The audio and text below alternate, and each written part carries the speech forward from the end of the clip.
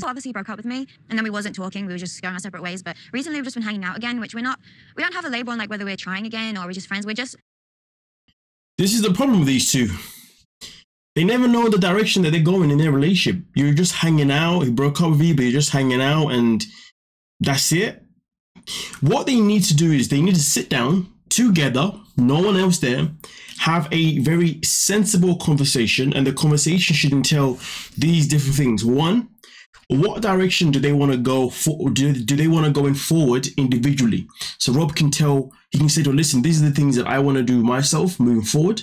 So he can say, so these are things that I want to do myself moving forward. And then they can talk about, okay, what things can we do together moving forward? Okay. Now, here's the thing. But before you get into the conversation about those things that you want to do together moving forward, you've got to establish what you both want. Not from each other, what you want from yourselves as individuals. Then you can look at each other and be like, okay, cool. Can I support you on this? Can I support you on this? You know, is there a way where we can bring these two together to a certain degree? And then if they can have a civil conversation about the direction that they want to go into individually, not as in like, oh, but I want this from you. No. This is what I want to do for myself. This is what I want to do for myself. You see what I'm saying? Okay. Then they can look at what they want to work on individually. Then in that conversation, they can then talk about how they can put those things together if it's possible. And if they can, then they can then talk about, okay, what should we do moving forward? What should we look forward in terms of us together? Then they can obviously look at those aspects. Okay, the things they want to do together, that's going to help the relationship go forward. And also the things that they want individually, that can also help their own self-development as people grow, because both of them are lacking self-development individually, and they need that before they can even become an item, become something strong in any kind of capacity. That's what they need to do, because at least then there's a plan. You know, he's got a plan for himself, she's got a plan for herself, and then also they may then have a plan for themselves together as well.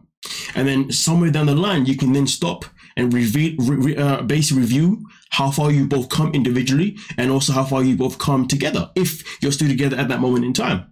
Because right now these two are so lost, it's just a madness. You know, they don't have a direction of where they want to go individually by the looks of it, nor do they even have a direction of where they want to go together as a couple. Literally, both of these two are lacking so much maturity, so much direction.